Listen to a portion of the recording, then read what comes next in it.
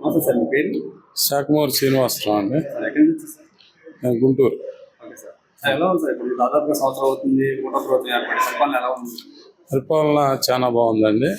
ప్రజలు స్వేచ్ఛగా ఉన్నారన్నమాట, స్వేచ్ఛాగాలు పీల్చుకుంటున్నారు. అంతకుముందు విలేజ్లో ఉన్నోళ్ళు కానీ ఏదైనా ఫంక్షన్కి అటెండ్ అవ్వాలన్నా కూడా ఎవరో పర్మిషన్ తీసుకొని భయంగా అటెండ్ అయ్యే సిచ్యువేషన్ నుంచి ప్రజలు స్వేచ్ఛాగాలు పీల్చుకుంటున్నారు ఆంధ్రప్రదేశ్లో. అంటే లాస్ట్ గవర్నమెంట్ అంత భయభ్రాంతులు చేసింది కదా? అంటే ఒక మానిటరింగ్ ఉందనే దాని మీద ప్రతి ఒక్కళ్ళు భయభ్రాంతులతో బతికారండి. ఇప్పుడు ఆ మానిటరింగ్ లేదు, స్వేచ్ఛగా ఉన్నారు ప్రజలు. స్వేచ్ఛగా ఉండి స్వేచ్ఛాగాలు పీల్చుకుంటున్నారు. అది అంటే ఇప్పుడు గవర్నమెంట్ సూపర్ 6 అనేది ఒక హామీలు ఎంతో కొన్ని ఇచ్చింది కదా సార్?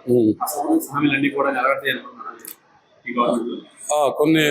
కొన్ని కండిషన్స్తో వాళ్ళకి ఎలిజిబిలిటీ ఉన్న వాళ్ళకి అవుతాయి అని ఆశపడుతున్నా ఎక్సెప్ట్ చేస్తున్నారు. గవర్నమెంట్ ఇప్పుడు ఇచ్చిన హామీలు ఎలిజిబిలిటీ అందరికీ కూడా ఇస్తుందని మీకు నమ్మకం? ఎస్. గవర్నమెంట్ జనసేన ప్రభుత్వం ఆదివాసులు జరుగుతుంది కదా సార్, అందులో పవన్ కళ్యాణ్ గారు వ్యాఖ్యలు చేస్తారు. అంటే 40 సంవత్సరాలు ఎక్సలెన్స్ ఉన్న పార్టీని నిలదొక్కుతున్నారు. అది వచ్చి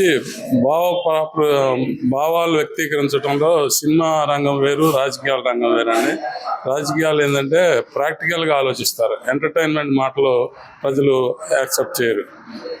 వాళ్ళని నిలబెట్టాం, వీళ్ళని నిలబెట్టాం, 40 ఏళ్ళు అనేది ఆ మాట చాలా మంది తప్పు పడుతున్నారు.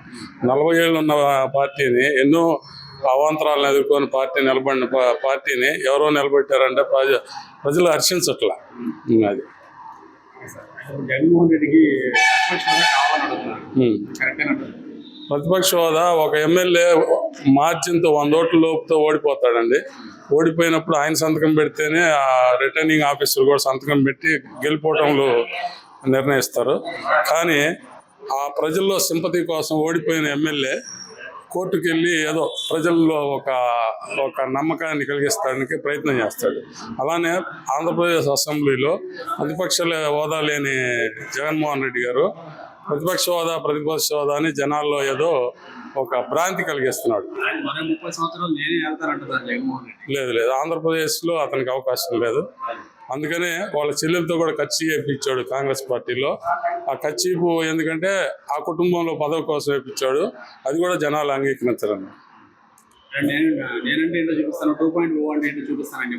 లేదు, అవన్నీ ఒక సింపతి రాజకీయాలతో వచ్చిన అధికారంలోకి వచ్చాడు.